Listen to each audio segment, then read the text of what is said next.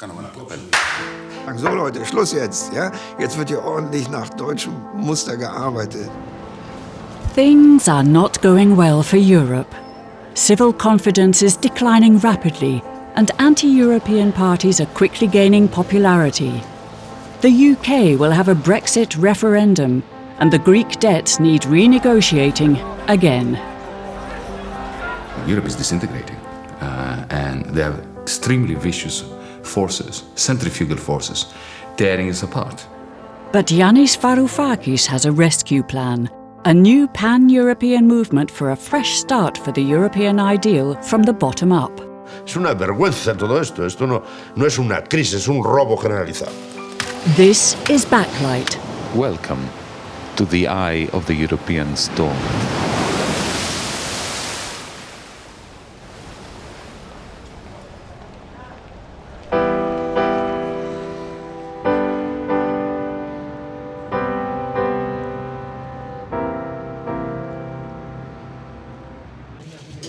Recently, in the Berlin Volksbühne Theatre, DiEM25 was launched.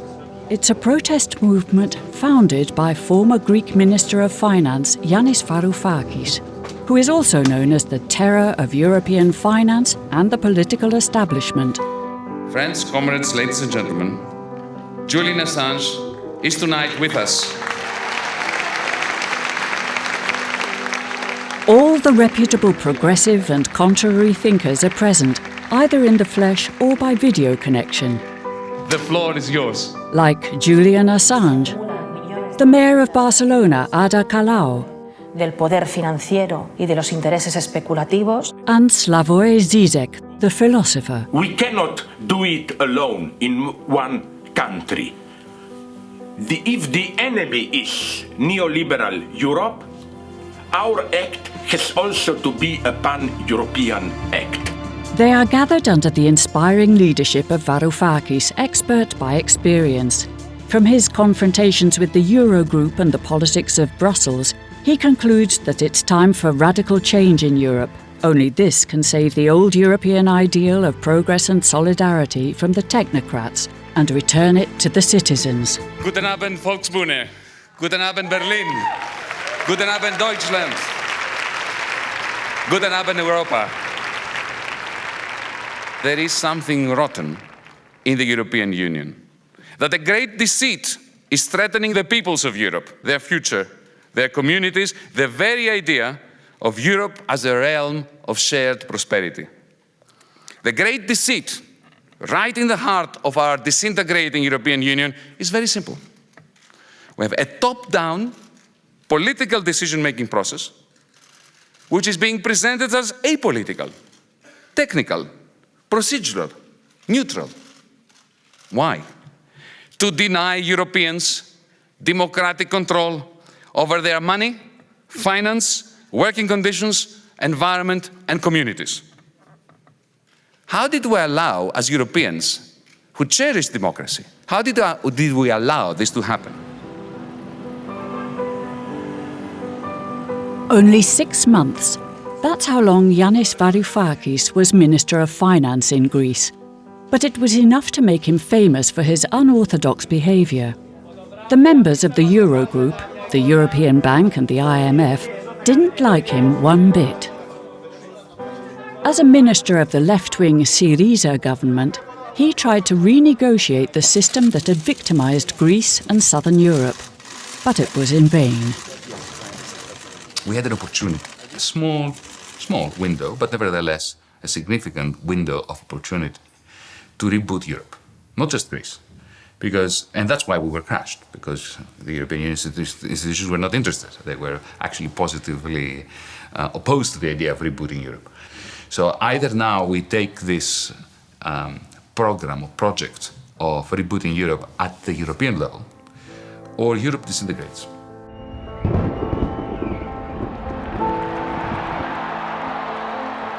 Think about it. When we think of parties these days, we think of organizations that are based on the nation state.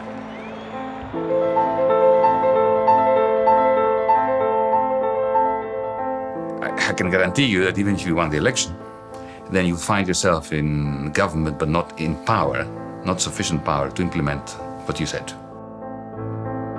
Because the power has shifted to Brussels and to Frankfurt.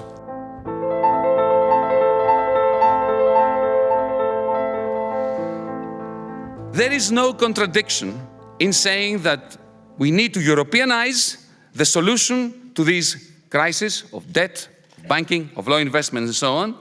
The deeper those crises, the less sovereignty the Bundestag has, the less sovereignty the Greek parliament has, the less sovereignty the city of Berlin, the city of Barcelona, the city of Lisbon have. We consider the model of national parties, which then form flimsy alliances at the level of Brussels, European Parliament, to be an obsolete system. European democrats must come together first, forge a common agenda, and then find ways of connecting it with local communities and at the regional and national levels.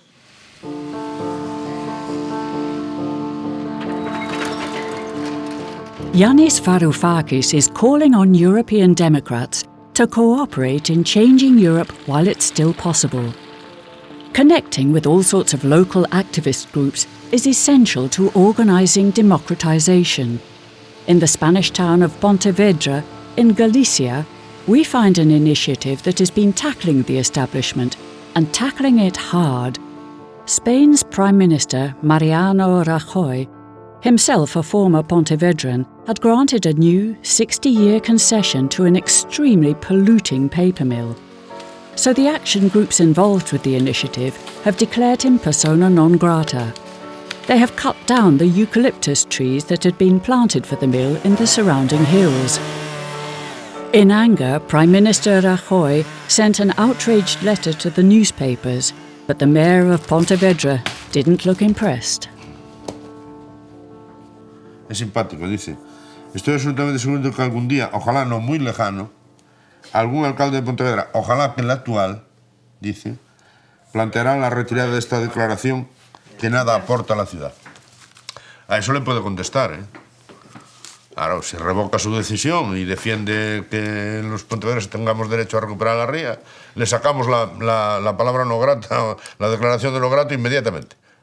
¿No entiendes lo que te digo? Es que, claro. O sea, no declaramos a Mariano Rajoy persona no grata por capricho, porque es la cabeza visible de una decisión que nos está haciendo daño.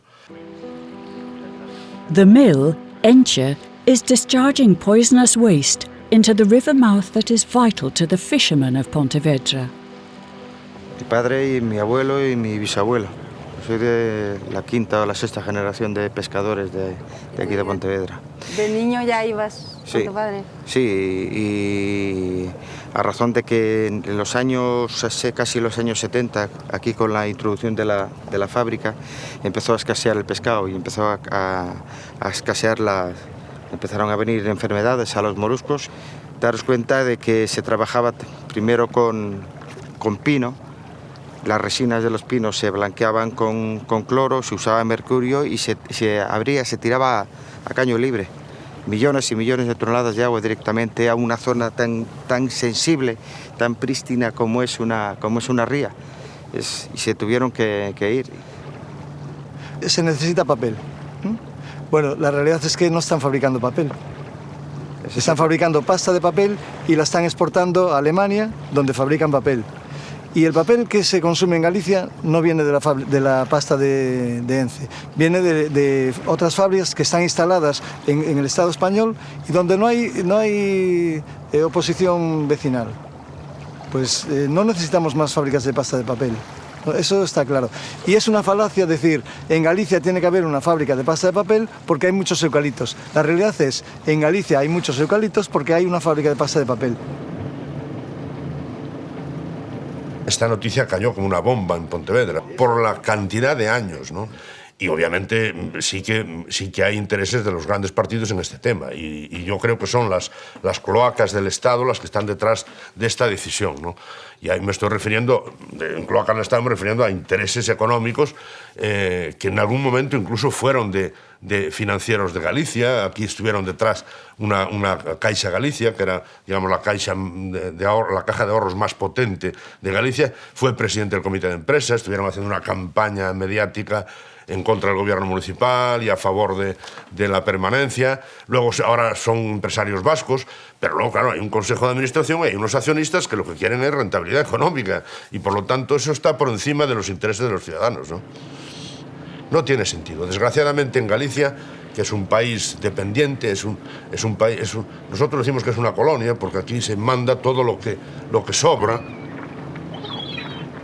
Y lo que queremos es que empiecen a caer cabezas ya de una vez y que se ponga de una vez por todas, que se ponga freno a esta impunidad. Es que no somos capaces de entender qué es lo que está pasando aquí. Esta fábrica... Pedimos ayuda incluso a Europa y que castiguen y que les den caña y que los multen o que les impidan desde Europa Si en Europa nos viene con tantas normativas medioambientales de cuidar nuestro entorno, ¿qué futuro le vamos a dejar? ¿Qué futuro le vamos a dejar a nuestros niños? Una ría cada vez más podrida, más contaminada, y aquí todo el mundo mirando para el lado, y los ministros metiéndose en el consejo de administración, el consejo de administración de la empresa y ganándose millones de euros al año, todos.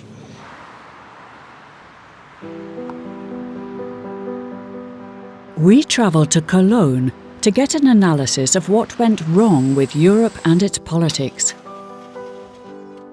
Wolfgang Streeck, professor of sociology, has published pioneering research on the damage done by the monetary union to economics and especially to democracy and civil confidence.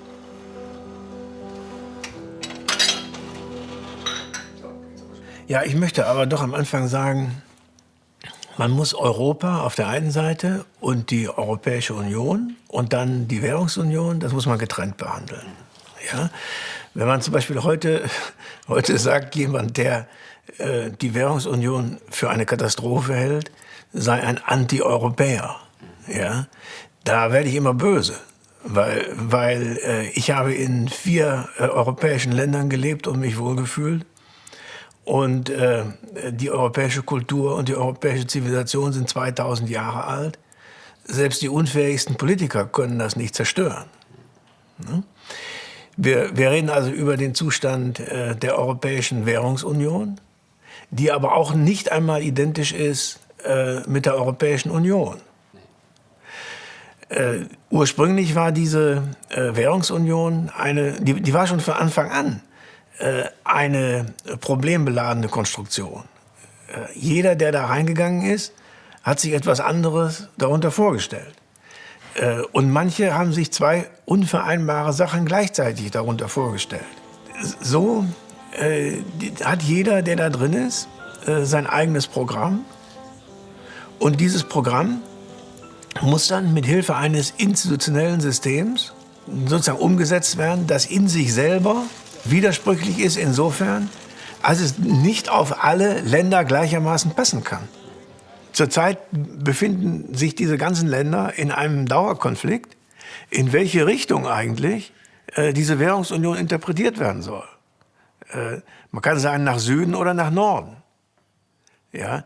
Dadurch werden Konflikte, die sich eigentlich über wirtschaftliche Verteilung und Wirtschaftspolitik abspielen, wie in jedem Land auch, internationalisiert, sodass dann plötzlich Holländer und Deutsche gegen Spanier und Italiener stehen.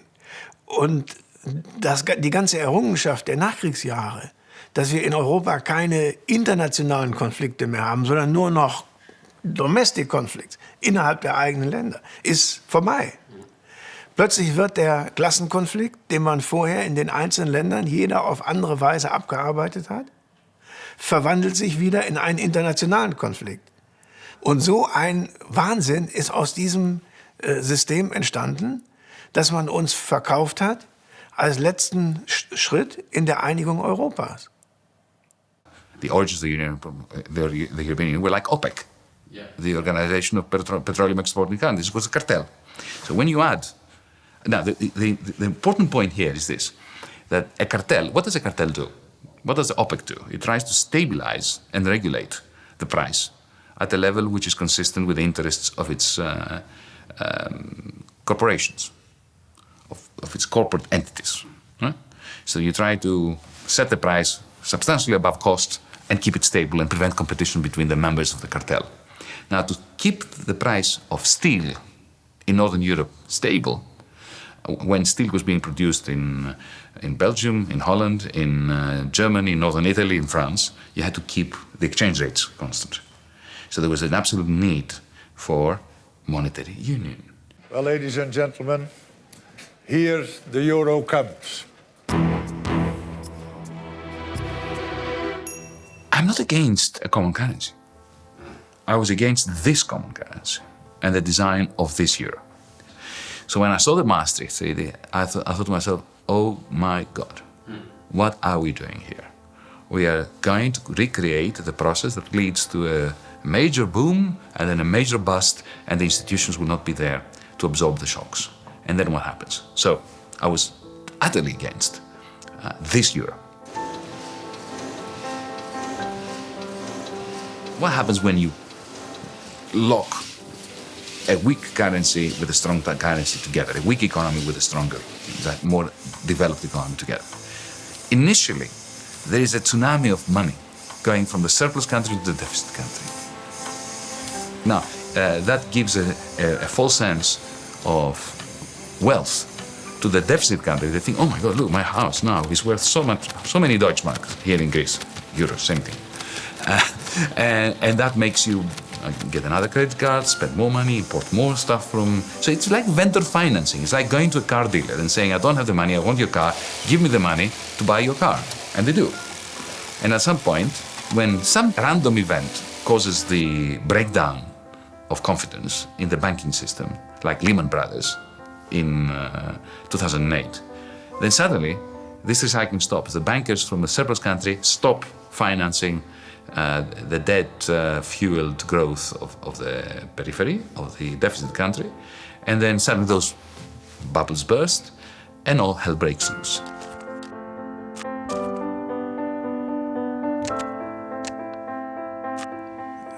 Geld ist nicht einfach die Münzen oder die Scheine, sondern es ist ein Regelsystem.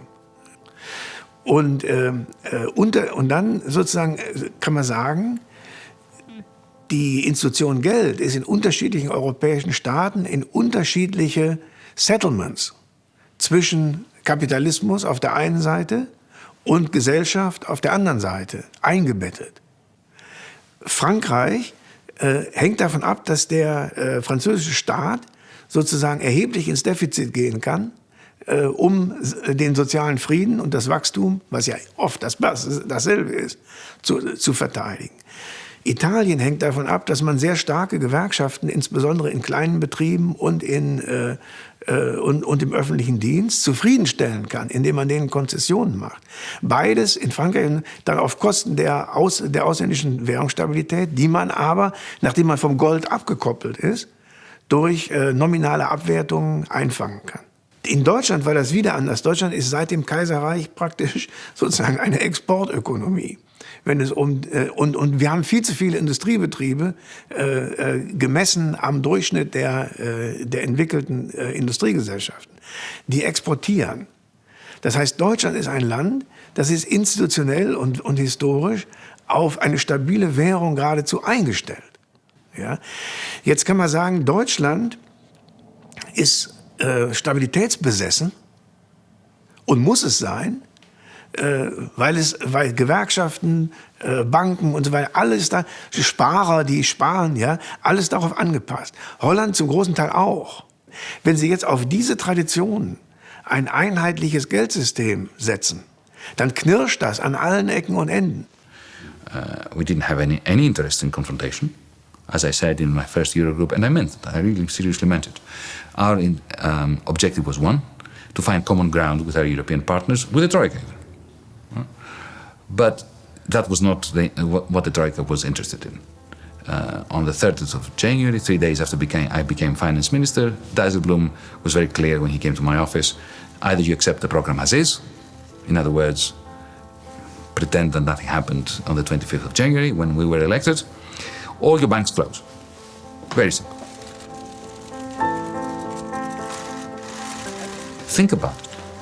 What happened to us is an injury to the image of Europeans as people who live in a democracy, whether you're in the Netherlands, in Finland, and so on and so forth.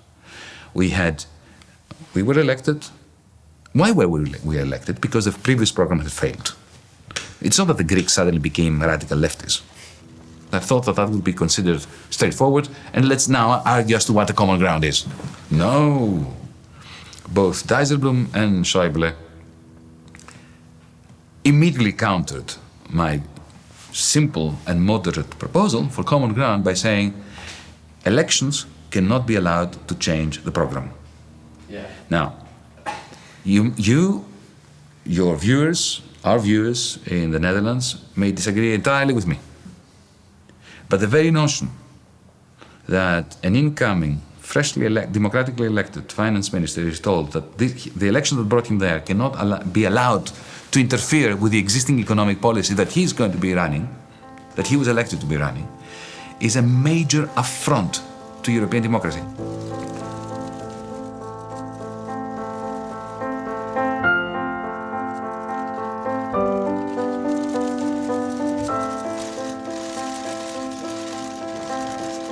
Die Vorstellung, dass jetzt wir Deutsche oder wir Holländer dahin gehen und sagen, so Leute, Schluss jetzt, ja? Jetzt wird hier ordentlich nach deutschem Muster gearbeitet. Das ist, was wir ständig machen. Das ist das, was wir ständig machen, ja. Herr Dijsselbloem und Herr Schäuble machen nichts anderes als das. Die sagen, die Machtreform, darunter verstehen die, werdet so wie wir, ja. Aber unter Androhung von Strafmaßnahmen von uns aus, was dann dazu führt, dass die das schon mal gar nicht machen. Dann sagt die Behörde in Brüssel, so, nächstes Jahr dürft ihr so und so viel Haushalt erhöhen und dann müsst ihr aber die Renten senken oder so ein Quatsch. Ja? Das heißt, dann sind die historischen Errungenschaften sozusagen des Versuchs eines historischen Kompromisses zwischen Mitte links und Mitte rechts, man kann auch sagen zwischen Sozialpolitik und Wirtschaftspolitik, die sind dann ausgehebelt. Ja? Die werden jetzt technokratisch beantwortet. Ja, da wird vorgeschrieben, was sie da machen müssen. Das geht doch gar nicht. Ja, naja, das geht schon. Das geht schon. Es geht heute jeden Tag. Aber es führt zu Knirschen.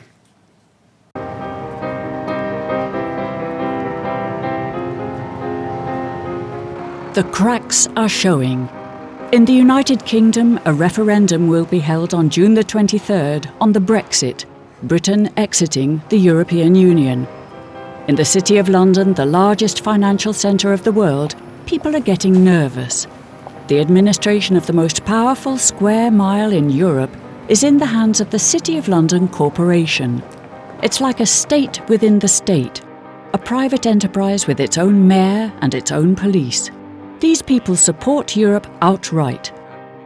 Mark Boliat explains that the City of London Corporation does not often take a public stand as it is doing here, but the interests of these financial headquarters will continue to thrive just as long as the European status quo is preserved.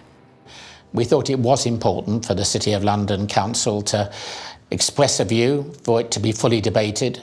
It's not something we think we can simply ignore or be neutral on. Now, how would you describe today's relationship between the city and the European Union? The City of London is a global financial centre, but very much a financial centre for the whole European Union.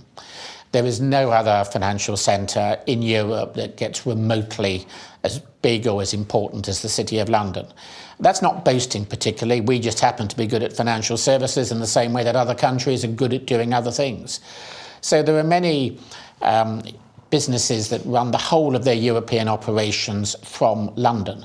We think it's really important that Britain has a say in the rules governing the single market. And this is particularly true in respect of finance. About 90% of all investment banking jobs in Europe are in London. And it would seem pretty absurd if the rules governing investment banking are made excluding a country which accounts for 90% of the business.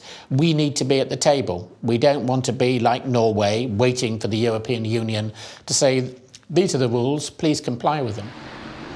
Britain should remain a member of the European Union. 400,000 people flock into the city each day to work, and a few thousand actually live on this square mile of power. Peter, Fred and Buffy have witnessed the growing influence of the financial sector on politics. What you can say about the city is that historically it has built up enormous amount of wealth. So the city has at its disposal, it has its own monies, which are called city cash, but it is also a conventional local authority. So, there is a prevailing view about the importance of the financial services sector to the industry, and one of the uses to which the corporation puts city cash is to fund its role as spokesperson for the financial services sector, and that's all about enabling the greatest freedom possible for bankers to behave badly. That's one of their main preoccupations.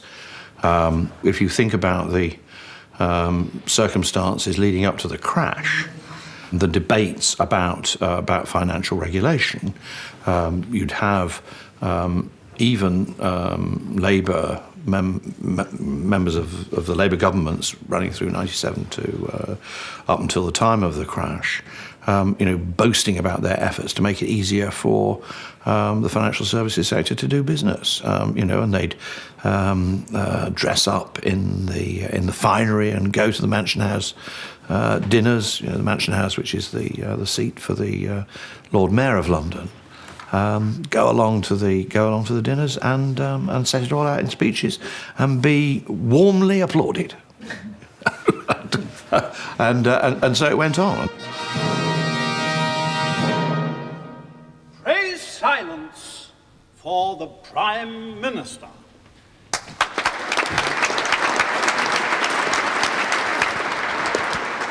We're good at it. Yeah. We're good at it. We're good at ceremony, aren't we? Yeah. Well, we're good at it. It looks good, Yeah. And we're good at it, And you get money back if you invest in the city, or if you work in the city.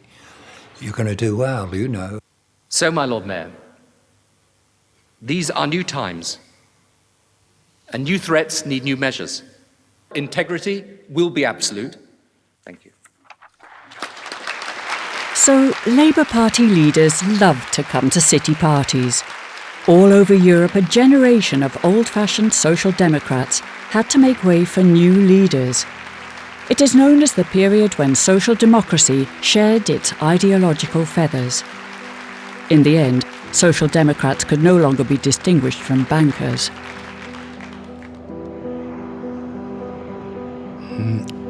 The thing that might be surprising is that Dijsselbloem is a social democrat.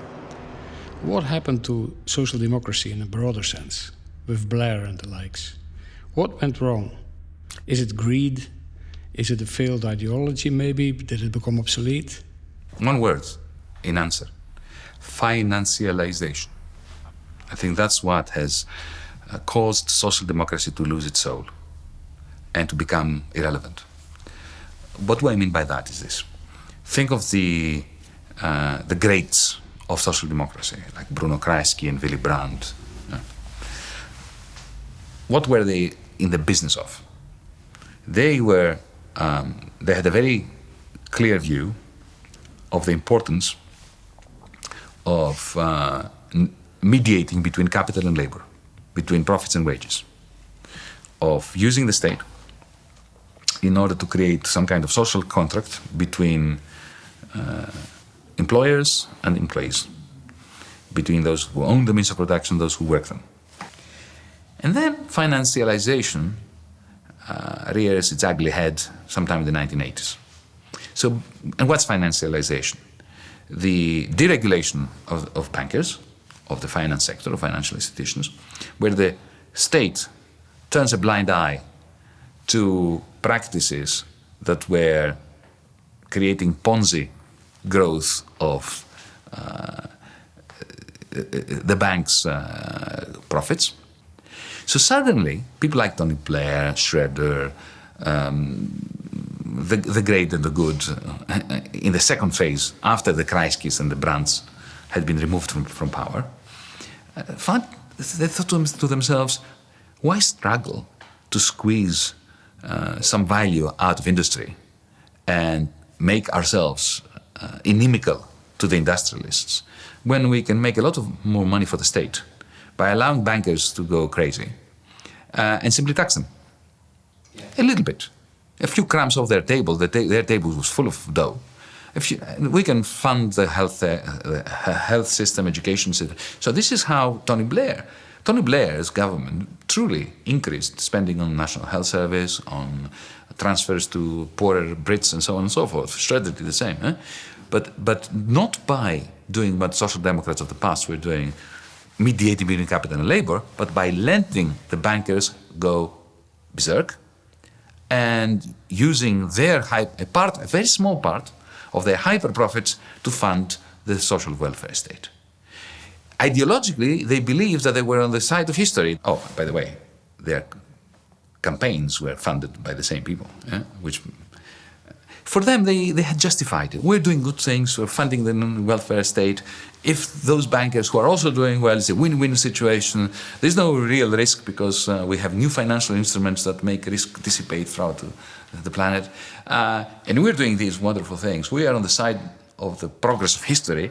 And those same people who benefit themselves and benefit society through their activities fund my political campaign so I can get re-elected in order to continue this miracle. Yeah? They justified it to themselves. Lehman Brothers goes under, the whole thing collapses. The phone rings, the person who was funding your campaign, the person to whom you sold your whole worldview about progress, says to you, you have to bail me out. At that moment, these Social Democrats lacked both the courage and the analytical capacity to oppose them. And they bailed them out, transferring all the losses to the weakest member of society. At that moment, social democracy died.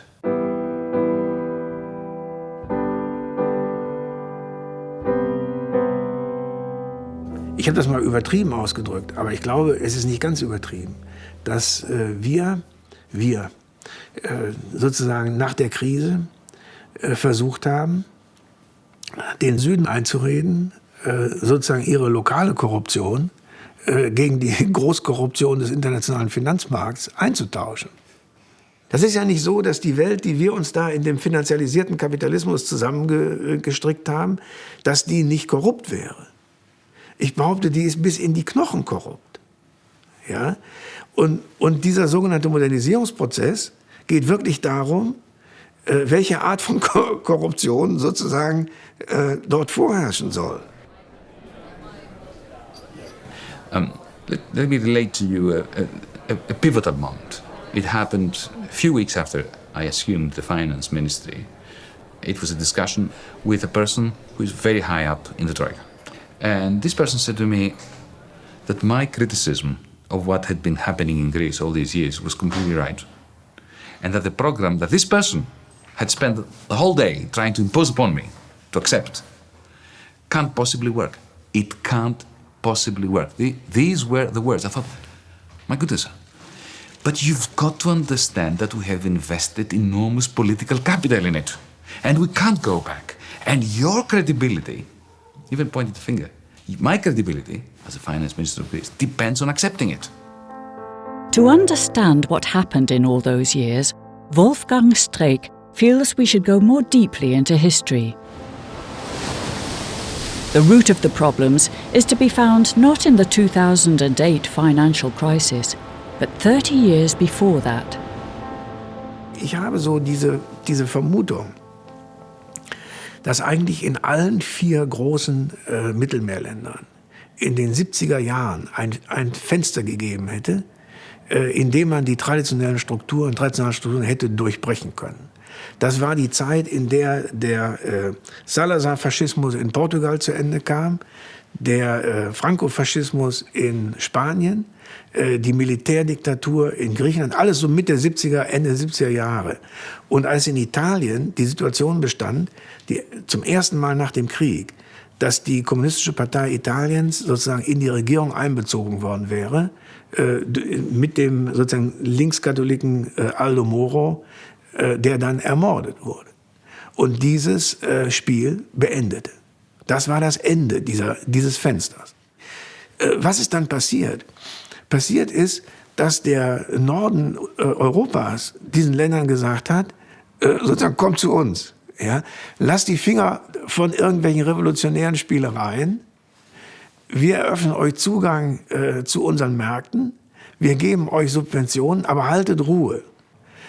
Da geht der Weg dann nach nordeuropäischem Wohlstand, aber ohne eine strukturelle Revolution in euren Ländern, die sowieso zu gefährlich ist.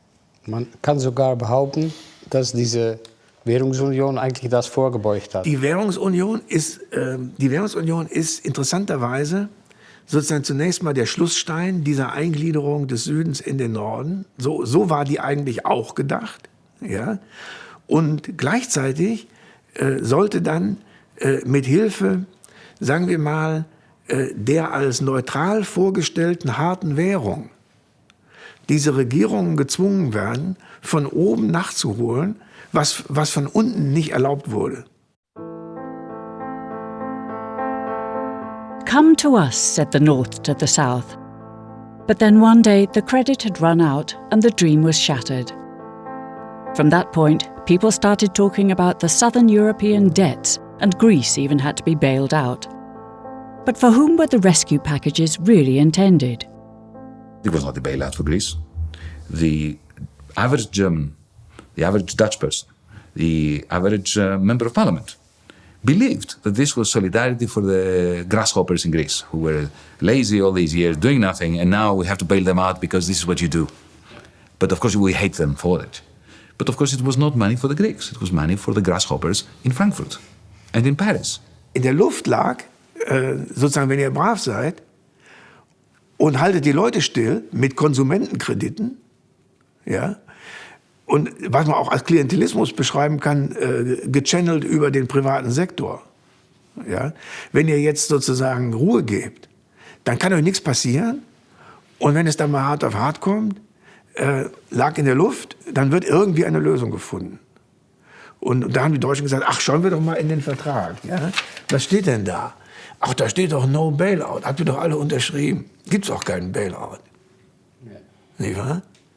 Und die Franzosen haben gesagt, unsere Banken, ja. Und was hat man dann gemacht?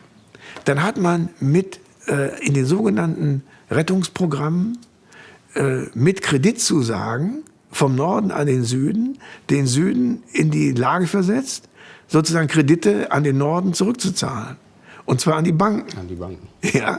Und das ganze Geld fließt dann erstmal, es fließt ja im Grunde gar nicht nach Athen, sondern es fließt direkt in die Banken. Wie viel von diesen Rettungspaketen waren eigentlich für Griechenland? Ja, das kann ich Ihnen nicht sagen. Das soll Varoufakis Ihnen erklären. French, German banks, later on the Greek banks, the banks. Only around 10% funded parts of the operations of a Greek failing state due to the austerity that was being imposed.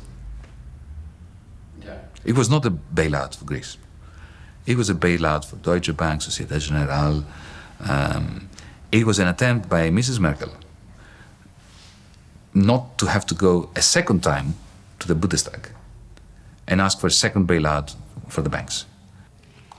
Ja. So she went to the Bundestag and said, we need a second bailout for Greece. Das Ergebnis von Montag früh ist aber auch hart für die anderen 18 Mitglieder der Eurozone. 86 Milliarden. Das ist die Summe, die derzeit im Raume steht, zusätzlich zu den schon gegebenen Krediten. Und das ist eine nie gekannte europäische Solidarität. Davon bin ich zutiefst überzeugt. Aber diese Politiker, die sagen ständig zu uns, die erklären uns, wir zahlen für Griechenland. Ja. Das wird als europäische Solidarität verkauft. Ja. Das ist doch... Das ist ein Scherz. Das sieht man ja auch. Denen geht es ja immer schlechter. Wir zahlen ihnen ja nichts. Wenn es nur darum ginge, den Griechen ihre Schulden abzunehmen oder auch nur sozusagen dafür zu sorgen, dass das Gesundheitssystem wieder in Gang kommt, das kostet ja alles nichts. Das ist ja ein ganz kleines Land. Ja? Das machen wir nicht. Das machen wir nicht, weil wir Angst haben, dass dann die Italiener kommen. und die Spanier. Varoufakis witnessed how the concept of solidarity was used to obscure another bank rescue operation. So Wolfgang Streeck wonders if the limit hasn't already been reached. And this means we have to think about the question of exactly what sort of Europe we want to defend. Gibt es diese europäische Idee? Gibt es da eine Zukunft? Ach Gott, wenn Sie das so ausdrücken, dann würde ich sagen, das ist eine Erfindung der sozusagen Symboldesigner. Ja? Wir müssen immer aufpassen, dass wir denen nicht nachsprechen. So, in dieser Welt brauchen wir sozusagen politische Systeme, die uns auf dezentraler Ebene sozusagen davor schützen, zum Spielball dieser großen Kräfte zu werden. Und da würde ich sagen, muss man sich dieses Globalisierungskonzept angucken und fragen, wie viel Globalisierung brauchen wir eigentlich und wie viel wollen wir? In Pontevedra, the mayor has drawn his own conclusions. He will fight for his fellow citizens against the decisions made in the centers of power far away. A ver, nosotros aquí peleamos a nivel local y peleamos con lo que tenemos, pero que no somos capaces de desenvolver las posibilidades económicas que tenemos, porque se toman decisiones fuera cada vez más lejos en contra de los intereses de este país. Está pasando eso en todo el mundo, ¿no? Aquí la metrópoli, más que la metrópoli, ya podríamos hablar de la metrópoli, pero podemos hablar de los intereses financieros mundiales. Está produciendo una concentración de capital a nivel mundial y se decide dónde se invierte ese dinero y dónde se le saca más rentabilidad. Y cuando no hay dónde invertirlo y sacar rentabilidad, se lo sacamos a los trabajadores, de los salarios, de los derechos sociales, etc. Es una vergüenza todo esto. Esto no es una crisis, es un robo generalizado. Yo creo que estamos en un robo generalizado a nivel mundial del gran capital transnacional que está enriqueciéndose cada vez en menos personas y está empobreciendo a la población en general. Esa es la situación. Y los países que estamos en la periferia de Europa y que no tenemos capacidad de decisión, sufrimos en mayores consecuencias esto que otros países que tienen mecanismos defensivos. Nosotros no tenemos mecanismos defensivos ni monetarios, ni económicos, ni capacidad de decisión en políticas industriales, no tenemos nada. Y los que la tienen no la ejercen y por lo tanto no nos queda más que seguir peleando. At the same time, the London City lobby is setting up a solid defence for the interests of the financial sector, especially at the European level. Mark Bolliat thinks it's high time we left the criticism relating to 2008 behind us, so that banks can get back to business as usual. I was wondering whether your job, if this job has become more difficult after 2008. Certainly there's been a big job for the financial sector and the city to promote the interests of the financial sector and indeed to defend it. There's no question about that. Having said that, it wasn't just the banks that caused the problem. To have the sort of problems we had in 2008 required much more than banks. Governments have to accept their share of the blame. Regulators have to accept their share of the blame, and on the whole they've done that. But we had a huge financial crisis. Quite properly, people were critical of the banks in particular for the way that they behaved, combined with salaries that to many people just seem unrealistically high. A lot of damage was done. A lot of work has been done by government, by regulators and by the financial sector to put right the wrongs, to put in place a system that's going to be far more resilient when anything goes wrong, and also just to be able to serve the economy rather better. But having said that, we know there's still a lot of criticism of the financial sector. People will often say, well, why should we listen to you? You caused the problems. Exactly. I think we're getting over that. It's taken a long time. There's more work to be done. But it's really important for any economy that there is a flourishing financial sector. And now there are quite properly concerns that some of the rules we put in place are actually making it more difficult for banks to serve the economy.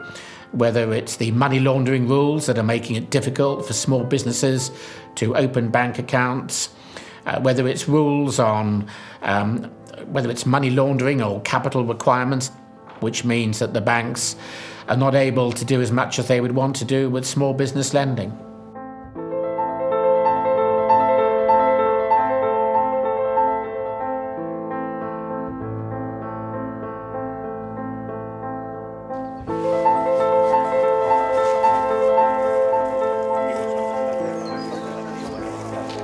In the hills surrounding Pontevedra, the problem is being tackled at the roots, because that's where you start, in your own backyard.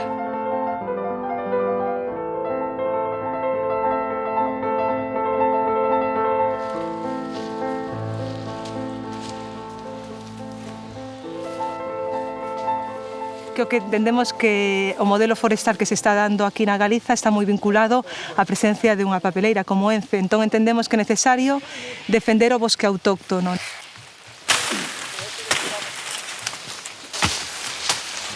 Nós o que estamos facendo é coidar do noso espazo, que é Galicia, que é o noso territorio, para poder dar exemplo a outra xente que poida facer o mesmo. Non entendemos poñernos a traballar en outro territorio cando nós o mellor temos eucaliptos.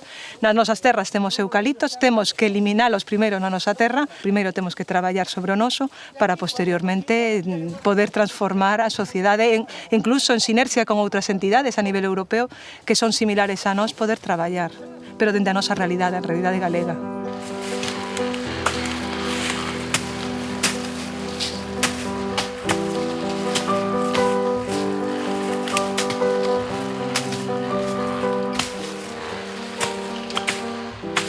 So from crisis to crisis, as we used to say in Europe, something is hammered out that becomes our identity.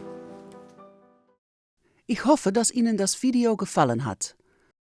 Klicken Sie hier, um das empfohlene Video anzusehen. Bitte abonnieren Sie unseren Kanal, um Updates über VPRO Dok zu erhalten.